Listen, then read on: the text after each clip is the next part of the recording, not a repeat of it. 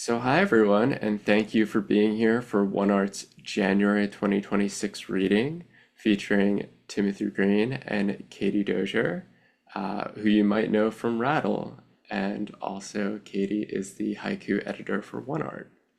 So, lots of thoughts, lots of questions, excited for the featured readings. Let me do a little bit of an introduction for uh, Katie and Tim, and I almost said Kim and Katie, and I feel like that's gonna happen, and it's totally gonna happen.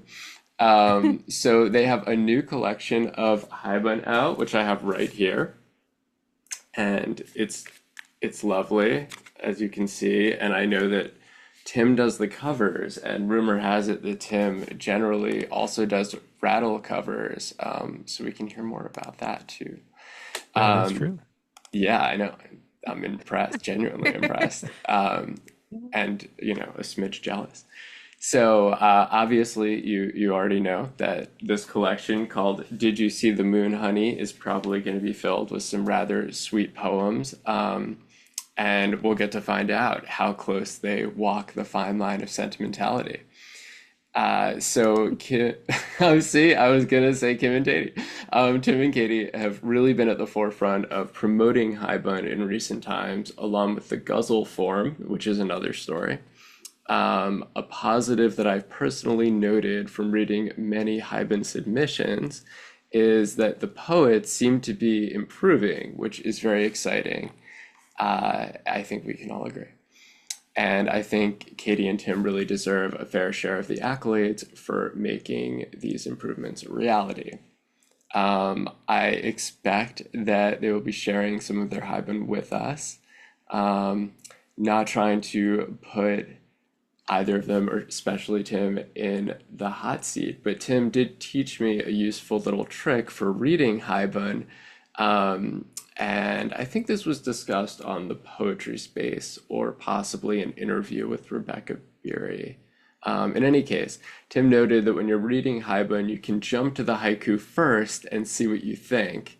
And if you're not really taken with the haiku, there's not a high likelihood that you're really going to be fully taken in with the prose portion. So that's actually been personally very helpful to me when reading submissions, and it does, I think it's proved true. The haiku has to win. So very much looking forward to Tim and Katie sharing their insights about the American and Western interpretations of Japanese forms. I do know there's a bit of a sort of lighthearted, fun disagreement in the haiku community to a certain extent about this. Some intellectual sparring, which is of course part of the joy. I like to reference this terrific interview from an older issue of Rattle, that's an interview with Richard Gilbert. And I remember talking to Michael Dillon Welsh about this, and he noted that they have somewhat differing opinions. So I've now dropped a couple big names in the Japanese forms world, and there's clearly a lot to dig in on today. Um, Expecting this to be a highly educational event. So there's so much to say about Rattle, which most here are already aware of. That Rattle has a lot of offerings, from the Rattlecast to prompts to the Ekphrastic Challenge, the Critique of the Week. So really in abundance, an embarrassment of riches. And I really can't emphasize enough the value of Katie and Tim's podcast, The Poetry Space. I'm personally a huge fan. So that was my lighthearted introduction before we even get to the more official introduction, which I will now burn through. Um, so Timothy Green has been editor of Rattle and managing its operations since 2004, which is, 20 or so years. And the statistics have shown behind the scenes, I believe, that Tim has probably read more poems than just about any living human, which is a bit frightening when you think about it. He hosts Rattlecast and Critique of the Week, and as noted, co-host of The Poetry Space, the author of American Fractal from Hen Press, co-author of Hot Pink Moon and Have You Seen the Moon, Honey, both from Fungible Editions, which is a nice little wordplay. So both of these are couples collections, which I suppose is its own lovely concept. Tim holds a master's in professional writing from USC and has been a contributing columnist for the Press Enterprise newspaper, co-founder of the Wrightwood Arts Center, and lives in the Woodlands, Texas, with Katie and their family. And for Katie, Katie is a former professional poker player and the author of All That Glitter, which is forthcoming from the Poetry Box Press. I have a link that I'll drop in the chat. I believe the official release date is February 2nd, but you can pre-order now. And usually what I hear is pre-orders are helpful, so I'll definitely drop that in the chat. Katie also is the author of Watering Can from Alexandria Labs, and the texts that were already mentioned, being co-author of the Haibun collections with Tim Green. She loves long conversations about short poems, which I do as well. And yeah, I'll mention again that Katie is both haiku editor for One Art and an editor for Rattle. And now please take it away, Katie and Tim. Well, thanks so much, Mark. That was really nice. And I feel like, I mean, you were deserving of all the many kind accolades you piled on us. I love what One Art is doing. You were, when I was first getting back into poetry, was it around 5 years ago now? You were a really generous editor who commented on my work. I was pleased to get rejected on my first submission and then push beyond that to where we get to even work together with the One Art Haiku Anthology, which I love. And we should say submissions are not too far from now coming up because we are doing it again this year. So thanks for everything you do, Mark. It's really impressive. Thank you so Yeah. much, Katie. Yeah, thanks so much, Mike. You're such a great, community builder. And it feels like our communities are like the same community basically. Yeah. So you're building our community with us is how it feels. And Thank you it's for really that. true. So thanks for all the many things you do. I appreciate that. Thank you, Tim. So I think today we're going to start out with our books and then get into more poems. The The, Haibun? the Yeah. advantage too of writing short poems is when you do a reading, you get to read like half your body of work, right? A 20-minute reading or whatever. So I think we're going to start with this, right? Yeah, sure. And we're going to do the first one? Yeah, you were going to do Okay. it. So if I mean, we should talk about the Haibun form maybe first, and then this project, and then read poems, I guess. Sure. So one of the things, I don't know what actually controversy you were referring to, Mark. What did they Gilbert and Michael Dillon Welch differ on? Wow, you'd think I would have had a prepared answer for that. So I'm actually forgetting the specifics at this point. But if I looked in old emails, there was some headbutting. It Yeah. might a little bit have to do with just how it's approached in the Western world versus in traditional Japanese culture. Yeah. I think maybe Gilbert's a little more aggressive in his He is a little more academic aggressive. opinion. If you look at his journal here, Heliosparrow, I think that will say a lot about how he feels. He's very esoteric, and I love it personally. I'm there for it, but Yeah. But the main thing to know, and probably most people watching understand this, is that haiku are not just 575 short poems. They're syllabics isn't even a thing in Japanese. It's a different language with an entirely different background and way of being structured. It's a Moraic language and not a syllabic language, so counting syllables makes no sense, first of all. And the real heart of haiku is to have this little tiny space where things brush against each other and make a whole different meaning and sort of spark this sort of insight. And that's why I like to say that haiku is two worlds in one breath. And that implies a kind of spark, a connection, like a leap between the two worlds. And so what haiku or what haibun are is an expansion on that. Right? Do you want to say more about that? sure. So, what's really exciting about Haibun is that there's this interplay between the title and then what we used to call the prose section, but now Haibun have evolved so much that I think you can't even call it that anymore. We prefer poem body. So that sort of the meat of the poem, and then the haiku, which can appear in a ton of different ways. But the idea is that the title sparks against the poem body, which sparks against the haiku, and that the poem, I like to think of it as existing sort of above those components. I like to think of it like a fire because I have to have a metaphor for everything. And the actual poem and the meaning of the poem is like the smoke up above it. So hopefully everybody smokes, I guess. That's the kind of metaphor I'm going for, apparently. But anyway, so it's that intersection and that those sparks that really are what make Haibun so great. And you take those fundamentals and you apply them to say when you're writing a free verse poem, and suddenly you're aware, like, hey, my title needs to be doing more than repeating the last line of the poem, for example. So it's made me a much better poet, even aside from Haibun. But I'm Haibun obsessed, as many people here are very well aware, and some of whom have joined me on that quest, like Shauna Bingo Sanders, who's also Haibun obsessed. But Yeah, exactly. So the Haibun is sort of this expansion outward of the concept of the cut within the haiku. And is it Archimedes spiral? Is that the golden you're ratio that you're above spirals me, out Hen. getting larger and larger? It's that kind of Fibonacci. concept. Yeah, maybe somebody. I think if Dick Someone Westheimer was smarter here, than us. he'll know. Um, but it's that same kind of fractal relationship where if you zoom out, the same kind of cuts are going on a larger level in the Haibun than they are in the haiku. Mhm. And so that's what we're always trying to do in these poems.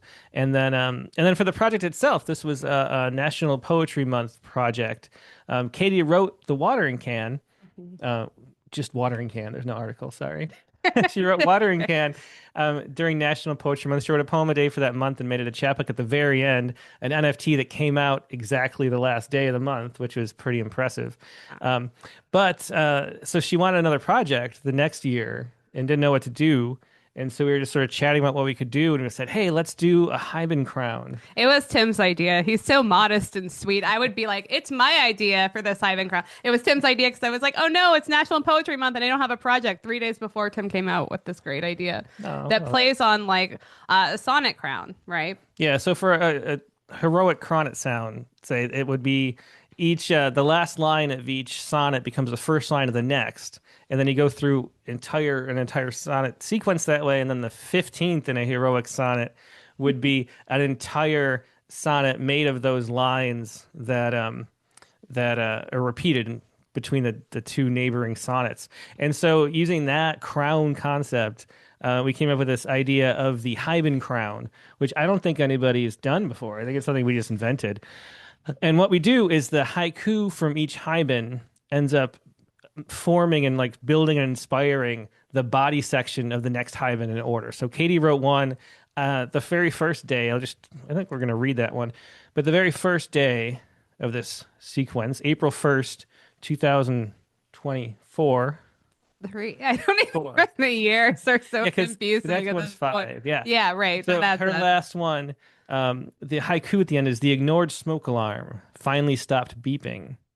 And then I had to get all those words, the ignored smoke alarm finally stopped beeping, into the prose section of the next Haibun, if you can see that. And so we went through back and forth like that. Katie would write one, I would write one, we'd reply and go back and And the forth. game is to create another cut, so you're not just you're not bringing the haiku of the last Haibun to life. You're twisting the words in a new direction. So it's like a wordplay exercise in that sense because I was always trying to go as far away from whatever Tim wrote as I could. So Yeah, exactly. And so another step outward on that like fractal growth model where it's like the same kind of cuts in the haiku become between the Haibun too. So you just go out and out and out. And then finally between books, because we ended up doing 2 of these books. yeah, So probably you could just do another grow. one. Yeah, and eventually you can have Haibun anthology chapbooks of crowns that become cuts against those Yeah. individuals. And now we move into the show don't tell portion of the reading. Yeah, exactly. Reading some Well, for you guys. Yeah. Okay, so we're gonna skip to we're only gonna read a few from this first book so that we can focus more on our new book. But this is the one that I wanted to share from here, and so I'm gonna read Tim's haiku of the day before, which was the hours, a line of boxcars, empty or full. So I don't know where you guys go when you start to think about boxcars and books, but I knew where I was going pretty quickly into this. So roots. I marched out to the forest, followed by a line of boxcar children books, having packed a pailful of hours.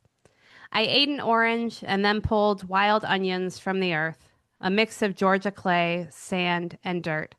How, even raw, the skinny ones smelled like soup, all the while reading, racing the empty sky, foraging for the bottom of the pile, where I found frost alive.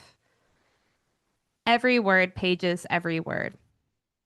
So that's kind of an esoteric haiku. I can see. I don't know where I'm holding it. I know. Okay. And yeah. But you can see with that. I like the idea too in a haibun that you can have, I mean, the poem body's pretty straightforward in that, and then the haiku is pretty esoteric. So, Yeah, so it's every word, pages, every word, and the double meaning on pages, little hinge there. Kitty loves the kind of deep haiku that play a lot with language. Richard Gilbert-esque one could Yeah, it say. is the Richard Gilbert. She does. There's a reason why she has like 20 haiku in the last issue of Richard Gilbert's magazine. It's because they have that in common. Um, and so yeah, so I took those words and it's a little easier because it's every word pages. But you have to use every twice. I do, yeah. So, and so going in a slightly different direction as we try to do through these, I took those words and mine went to, we kind of go back and forth, I think, in both these collections between like love poems and like Ars Poetica poems. Because like we're on this project where we're writing a poem every other day. And we're And also working in poetry all the time. And I think that this particular one that you wrote came about around when we had Bob Hickok on the Poetry Space. talking about the flow. Yeah, Talking yeah. on the flow state for episode 57, which if you want to watch one episode, 57, you just rattled it off. well, because it's like Heinz 57, and it's for some reason stuck in my mind, and it could be totally wrong. But if you're going to watch one episode or listen to one episode, well, obviously you should pick one that has Mark Danowski in it. Yeah, Because he was with us at the very beginning when it was actually a space on Twitter, and I was worried it would just be my mom. Yeah. But anyway, go ahead. Sorry. Okay. So yeah, so this is sort of a more Ars Poetica direction. The flow. This is day 18 on this project. So April 18th, 2024, we wrote this. The flow. Every word is water, carving a canyon to the bedrock of the blank page. Every sound is snowmelt tumbling down the steep slopes of the headwater streams, over limestone and lithograph, over granite and quartz and schist, over the falls and the walls of the gorges, gaining speed as they gather stones into chisels, rocks into drills, whirling into potholes and plunge pools, pulling up soil and sediment, uprooting trees, eroding the banks, overwhelming the estuaries with a churning foam of debris, each word indistinguishable from the froth of the loam, pages and pages pouring out from a singular mouth into the vast indifference of the sea. Brainstorming without an umbrella. So that is about as far as I go into the unusual haiku. The two line with a little You line should break show there. them the I don't know if poem. you can see it if we I show it. believe they can Do you see believe it. they can see it? Yeah. So we have that. Yeah, I remember workshopping that haiku too, where you were like really getting into writing more esoteric, and then we were like looking at it with the Yeah, the thing about doing a book like this is it pushes you, it makes you want to do things more differently. Because 2 days ago you wrote a hive, and you don't want to do the same thing over and over again. No, So you it don't. makes And also, you want to be the better writer. It's just the that truth. is true. There's a Just keep trying. competitive, There is like competitive super streak. competitive, so it plays into that for me. Do you think we should move on to the next book, timing wise, or do you think we're doing okay? No, we're good. We're good. Okay, Yeah, good. I Okay. think we're gonna do two more for Okay, this great. one. Yeah. So, and speaking of pressure, what's neat too is when you're doing like a month-long project and you have the awareness of you want this to be a chapbook, like you want it to have an arc, it has to feel like a satisfying read to go through the month. My funnest one to write was actually probably the one where I felt like, oh my gosh, I really have to knock this one out because it was my last poem in the book, and I was writing the penultimate poem too. So I wanted it to be one of the strongest that I had in the book, and I think it was. So.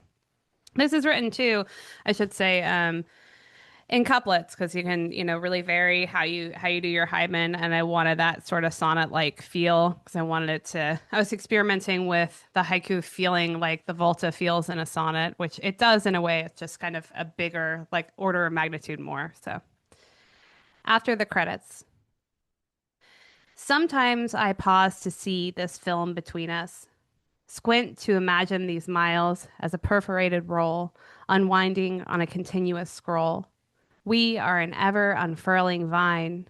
We left the negatives behind. We curl across the country, covering the earth with seeds. I was silent when I first saw you, confused a life with TV static, blank subtitles.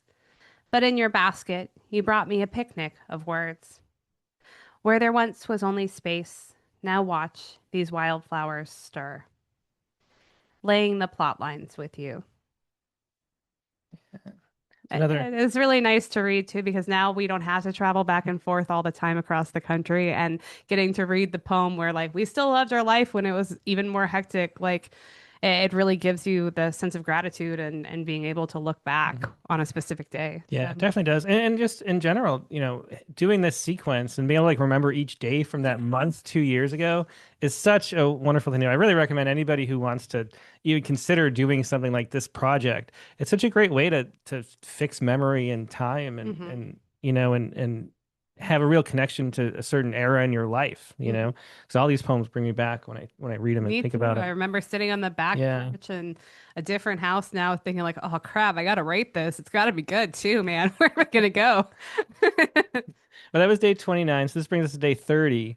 And the trick, or the part of the crown, sort of like the last piece of it, is that you have to loop back because every, haiku generated the words for the next haibun. To make it a full crown going around in a circle, you have to do the opposite the very last time. So you can only use words from the first prose section in the book or in the series to make the haiku that ends it out. So it has that same loop where it's like the words from this haiku ended up generating the original haibun, if that makes Which sense. is why I'm glad Tim goes last. Yeah, well, I like that fun. It's a fun challenge. I Yeah. think it's much easier than going Oh, first. I think To going start it first out, is yeah. good. I'm good Well, with that's why we going keep first. doing that Yeah. one, I guess. Okay, so this is the last one. Theories of lift, trying to sort of summarize the month and also spin it around to the beginning again. Theories of lift. You plot a poem, laying the little ramp of the first few lines so it faces head on whatever wind can be seen in the weather vane. Then pedal, pumping over the rib cage of wooden planks with that ripcord rhythm as your wake. When you reach the air, it doesn't matter if the story is one of mass and momentum. It doesn't matter what Bernoulli said about fluid pressure or the altered vibration of n-dimensional strings. In the end, it's just easy to fly, and they are such colorful things. You and I pinned together, the kite flips. Then we flip back to the beginning of the book and read it again. Okay. So that was the first one that we did. That was 2024's. And Mhm. we decided it was so much fun. We decided to do the same thing again Yeah, we in did. 2025. So, Hmm. and that's the newer one. Hmm. Now you can see the hot pink really comes into play in all the covers of things that I'm involved with personally. Yeah, Kate likes So that color. I do. I do like I'm And like that's her literally wearing a photograph hot pink dress. as well. This was a photo she took at a Desert X art installation. There's Like sort of the, looking up at the sky. yeah, there was this sort of sculpture made of chain link fence, and then she took one angle, staring up in that direction, and then we really photoshopped the hell out of Well, it. you did. Okay, fine. Thank you. To give it this pink that we're going for all the time. Yeah. And so this one's called Did You See the Moon, Honey? And because it was sort of our honeymoon book, we got married in February and then wrote this one in April. Yeah, which is nice. It makes it a time capsule like that in that way. So I think you're reading the first one. We decided Okay. here. Okay. So I don't know, we'll just jump in. This is day 10 and this was this April. The space of a second. From the office window, I catch a four-step glimpse of you crossing the yard, a trowel and hand fork hanging at your hip, a bag of seeds tucked under one arm, two girls trailing behind. And I think of gardening as the opposite of mining, how it's tending rather than taking, not pulling from the earth, but pushing off against it, helping beauty reach for the edge of the universe. For a moment, it all makes sense. Feeling the pulsar on my wrist. Hmm. And that's fun to read right here because it was right. You guys were walking across the yard right there. Also, It's this office. thank you for memorializing one of the 3 times I've gardened. That's very appreciated. Like, I love how that makes it. I really want to be a good gardener, but I'm not patient and I don't really have the time. Yeah. But I want to do it. And I our respect yard it is as an art. Our yard is beautiful because the last owners of this house were good. And I'm like afraid that the woman drives by and like, I rue the day I sold this house to this lady that can't garden. Anyway. Well, we have so much time. We should make more time for you. Yeah, No, we just- we should. don't. We don't have more time at all. Okay. It's the problem I always believe we do. Okay. All right. So let's see. That's just funny because I have the same thing. And then it's like if you don't look at the poem for long enough, you entirely forget what you wrote, which is really fun too, isn't it? Isn't it fun to forget what you've written and then be like, oh yeah, I did write that. Okay. Leaving the light on. I had to look up pulsar and found a star pulsing beams of electromagnetic radiation, which must look like when you followed me home and I held my hands out the car window, feeling the sun's heat, so with a wave of my wrist, you could watch the diamonds you gave me glitter on my ring finger from a car length away. Much the same, a pulsar's gamma rays can only be seen if they are pointing your way, which answers the "if a tree falls in the forest" cliche. Reading a poem out loud. Jumpstart. Yeah. That's a true story too, because like too, when you just get your wedding ring and you're like, oh my gosh, and he was following me home, and I was like waving, like like very dramatically. Yeah, I love that haiku too. The jump start. It's rare you get to get or wave an exclamation point in a poem, let alone in a haiku, and make it work, and that's great. No thanks. Um, yeah. So then that took me to I think we jump starting a car, right? Yeah, and this one's called the anthropic principle. And again, I think pay attention as we're reading Haibun, how the titles are never like labels for what's going on. They're not like the best line from the poem. It's taking the poem in somewhere different. So, so for Katie's last poem, it was leaving the light on, Which which in is that case is the key to like the reason why the car needed to be jump started because somebody left the light on. I don't even remember whose car it was that was jump started. I think it was my ex-husband's. I think that's who it was. I don't even remember, but somebody we had to help out, but their light was left on and that's it. And then the light on being a metaphor, obviously, yeah, too. yeah. So the titles for these are always adding an extra layer is basically how or one way you could think about What it. I like to think about too is when I write because I write the poem body first and then I write the haiku and then I switch back to the title. So what I really like to do is when I'm writing the haiku, I'm like, well, what is this about in a bigger sense? Like if I really get to like what am I really actually trying to get at? And then usually go through multiple levels before I've reached like the depth that I'm hoping for. And then for the title, I am looking for the key that helps unlock that leap. So Yeah, good way to think of it. Yeah. And so this one's called the anthropic principle, which if you don't know, that's the concept that, as weird as the universe is, we're being here to notice it sort of negates the fact that it's weird. And not negates the fact it's weird, but if it wasn't for all the coincidences that made us here, we wouldn't be here noticing the coincidences. So very superficial. yeah, exactly. So that's the anthropic principle. The first time I jump started a car, dead as a brick in a Denny's parking lot, I didn't know how much it mattered not to get the wires reversed. I remembered reading the manual that red was positive and black was the cable to ground, but the terminals on the old Chevy were so corroded that their labels had vanished. Dusting the lid with a sleeve, I peered into the salty flakes and sea green goo like an archaeologist trying to pull an ancient poem from crumbling papyrus, shrugged and clipped the ends on wherever. I can't even call it a guess. If I had thought first, I'd have figured the layout matched my friend's Buick, that right was negative, which must have been wrong. Instead, I called out for him to fire it up, whooped loud, and drove off into another year of ignorance. Springing off the bike path, squirrels. And so, it is the ones that survive that get to leap, huh? Yeah. And now So, you know how to jumpstart a car. So congrats on that. thank you. Yeah. And that is talk about take you back. Like we ride our bikes around the trails here in the Woodlands, Texas all the time. And this certain time of year, the squirrels, they just lay like on their bellies on the sidewalk for some reason. And like when you go around the corner, it's like you like you're a parent coming home to a keg party of kids. Like they're like even though the trails are like widely used, it's why people like living in this area. I think they're trying to stay cool with the concrete maybe, but anyway. I took that as cool as in like Like you. like trendy, and I was like, I don't know if they're that concerned with that really. Cooler. Smoking a doobie on the old sidewalk. We should bring them tiny sunglasses. We should. Okay. All right. Okay. So let's see. So then I needed to use springing off the bike path squirrels in the body of my next one. Requiem. Spring has been springing so much. Even the blue is green. The coursing winds a heartbeat, branches arc out and back in above our bike path. Flying squirrels are a hoot. Spot one as it glides behind another magnolia. Even the cardinals chirp in high C. Nature presents as only she can, ringed by her own impermanence. One toppling bud jingas the whole composition. But from the ground, with no more spinning wheels to cycle through these remaining years, all of this must be permanent. Every note, a memento mori. Yeah, very nice. So, I think we're gonna wrap up the Haibun Hmm. with this, with that Yeah, poem. that's So, true. do you want to move on to your new chapbook and talk a Yes. little about that, kid? So I don't want to say too much about this, but Shauna Vingo Sanders, who is here, who is the publisher of the Poetry Box, and I guess technically it's last year.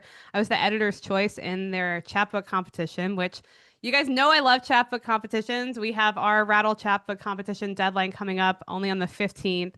And so when I entered Sean's last year, I was just really excited because honestly, if you want to like not submit your poems, the way to do that is to read a lot of submissions. Like I've been so bad about sending my poems off, but Sean having this contest, I was like, I want to do this. I want to get to send off a chapbook. I read so many in the contest and everything, so I made it just for this contest and ended up being chosen as the editor's choice. So I'm just going to show it really quick because we are doing the reading on March 1st officially right here, but it looks so pretty and Sean made the cover and I love it.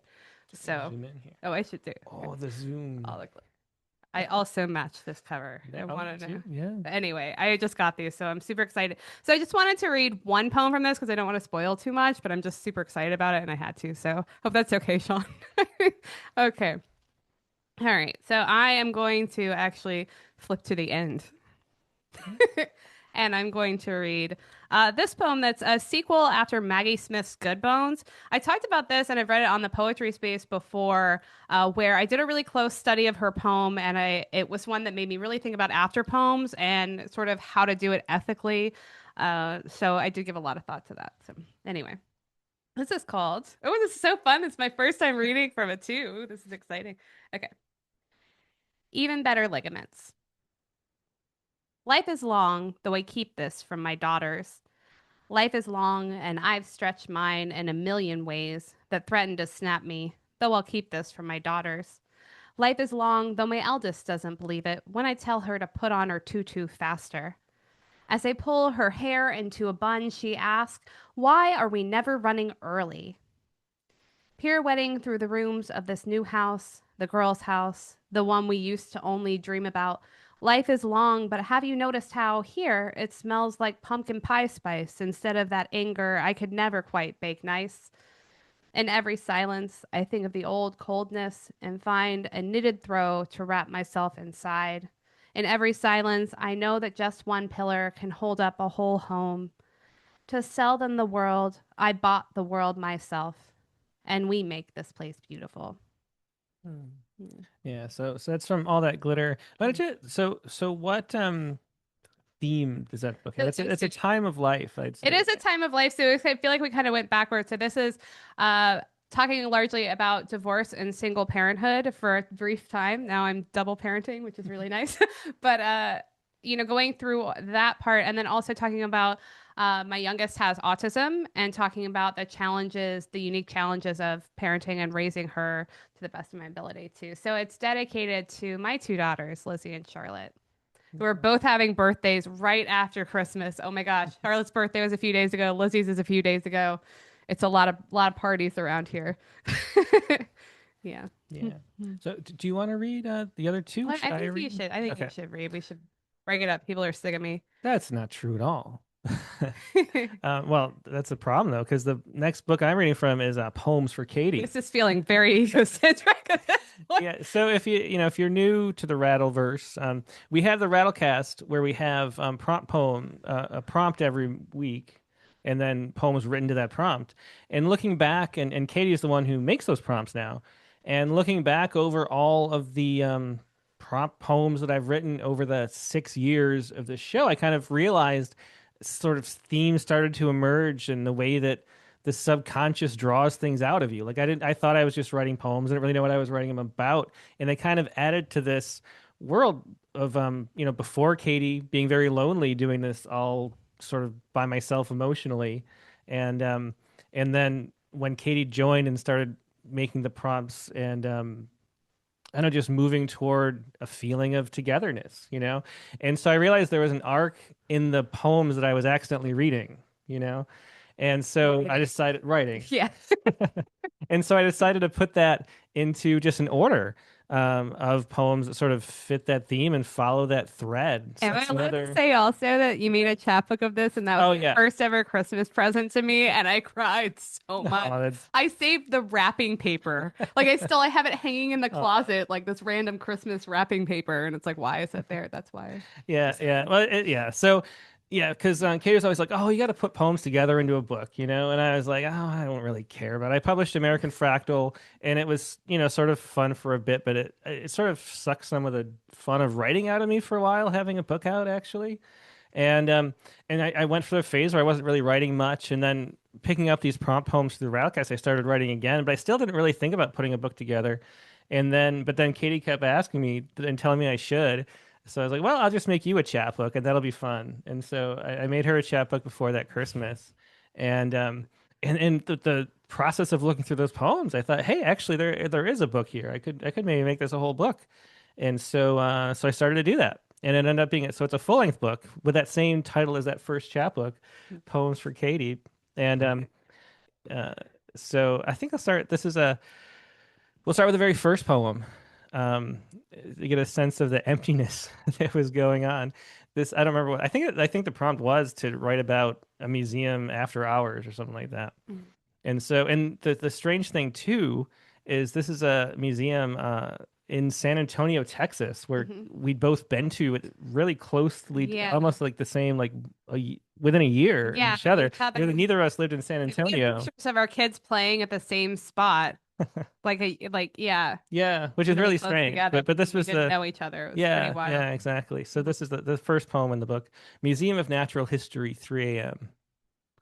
The only sound is the Coke machine's condenser kicking on, rolling in waves from the south wing restroom hallway, over the waxed floor of the unlit atrium, under the hanging bones of the basilosaurus not rattling in the wind.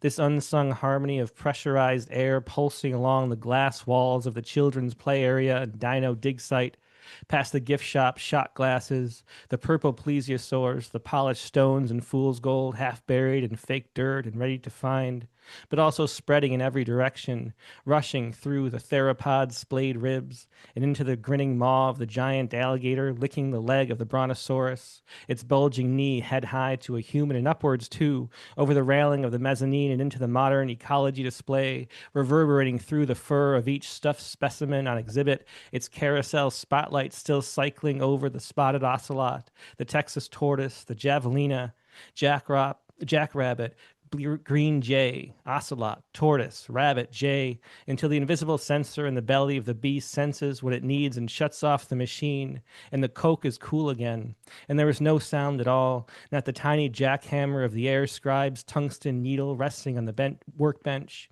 not sodium bicarbonate sandblasted from a microabrasion tool, not even the whir of the dust collector's dusty fan sucking the finest grains of ancient dolomite through the box hood's yawning vents and into a large black garbage bag where, after all this time, layer by fragile layer, they have finally settled again.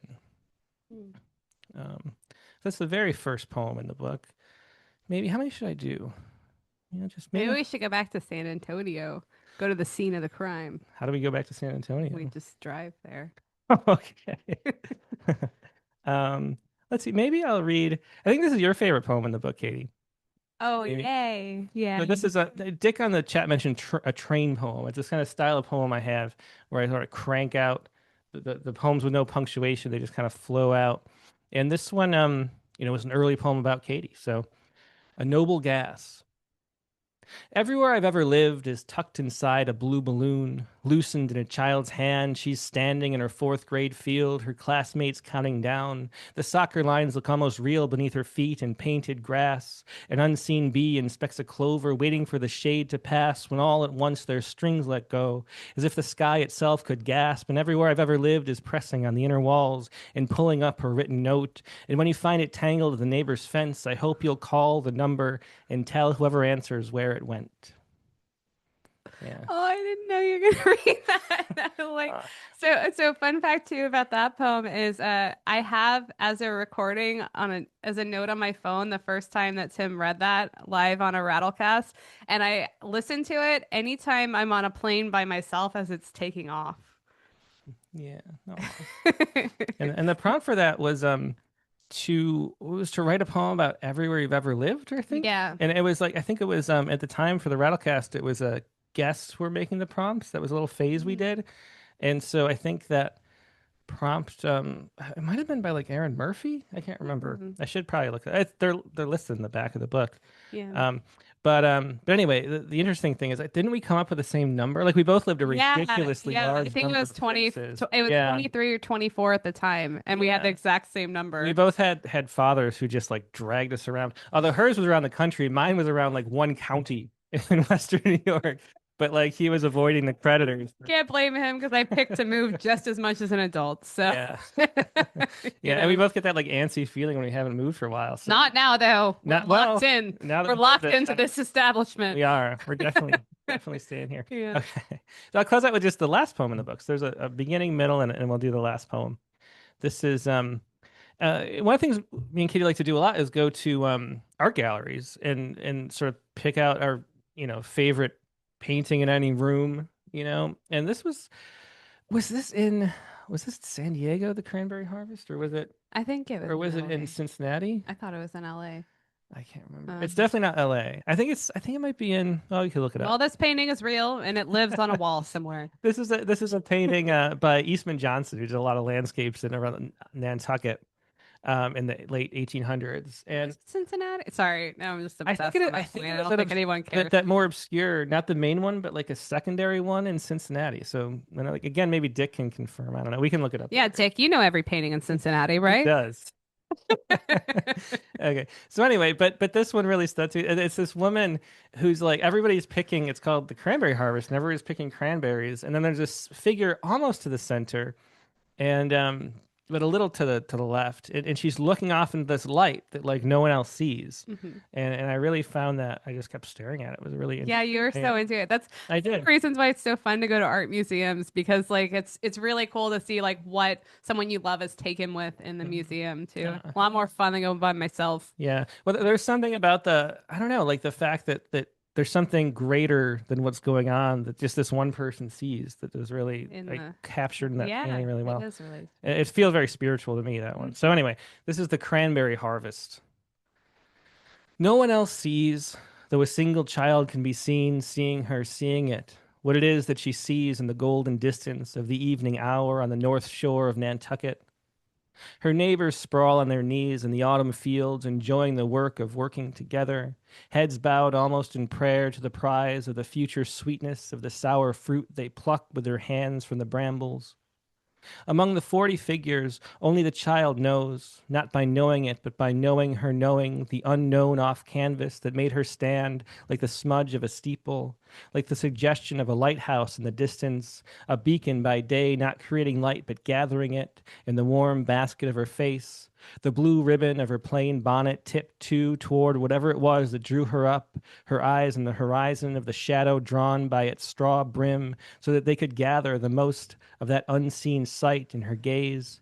Is the way you look up from your desk while we're working together, taking a moment to gather everything there in the fruit of the moment, and every seed of future that fruit of the moment contains. That is the cranberry harvest. And that's how the book closes. Well, it's the point of the reading to make me feel exceptionally loved today because I hope so. that is what's happening for me right now. I love that poem. I would love it if I weren't referenced in it too. To be, so I don't know. Should we just stop there? I feel like that was great. And No, you have a couple more. okay. Yeah. Well, I'll read one. I'll read one of the two then. Okay. Okay. So I wanted to read a prompt poem too, since I love creating the prompts for Rattle and then getting to pick a winner every month and more suggesting other prompt poems for print and publication because they are so good with the submissions that we get for that category, especially. So this is one that I wrote around a year ago.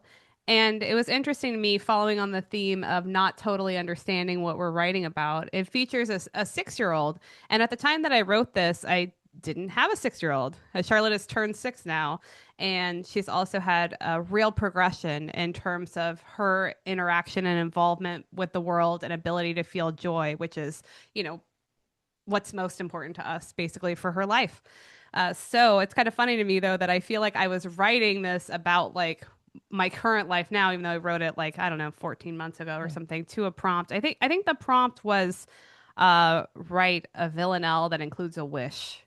And so this will be in the New Verse Review, which is an online journal I have a lot of respect for too, in their winter issue. But they already tweeted it, so I don't think they'll mind if I read it right now. So this is New Year. I wish we wished like 6-year-olds for frogs that sing and ice cream rain, as if the world could ever be controlled anyway. Another rainbow lollipop to hold. A mother laughed confetti, called me insane to wish. But I know we wished like 6-year-olds when the latest news was barely a breeze, untold to us, silent bruises. But I could jump on any plane, as if the white chocolate wings could be controlled when the hurricane brings so many toads and trolls. How age flips our wishes for to wishes against. Train us again to rattle off wishes like 6-year-olds, to ride a unicorn to the castle, to never blame the old for what is new, to let the snow swirl champagne. We drink as if the world could ever be controlled. But the moon is still ours to toothpick, to hold on a cocktail napkin. Love the sprinkles, love the rain, love the candles, all aflame. Now we wish like 6-year-olds. We make the words our world, how we love the uncontrolled. Yeah, that's so cool. And Charlotte just turned 6. Yes, and also too, it is. And she, this is the first year too where I got to ask her, "How old are you?" And she could answer, "I'm 6," which is absolutely tremendous. So I do feel like I wrote this poem for the future and didn't understand. I was like, why does it have to be a 6-year-old? I don't have a 6-year-old. Doesn't make any sense. Well, now I do. Now it makes sense. Exactly. So. It's amazing how poetry works like that. Yeah, it really is. It does. Yeah. Well, thanks so much to everybody for listening to us and everything. It looks like we went slightly long, but that's okay. I Oh no, hope it's everybody's perfect. I think everyone is thrilled. You two are both so inspirational and just a joy to listen to. So I could go on, but I think you both know that everyone loves you both and what you're doing, and that Rattle is just an amazing institution. I'm gonna stop recording here, and then we can continue the conversation.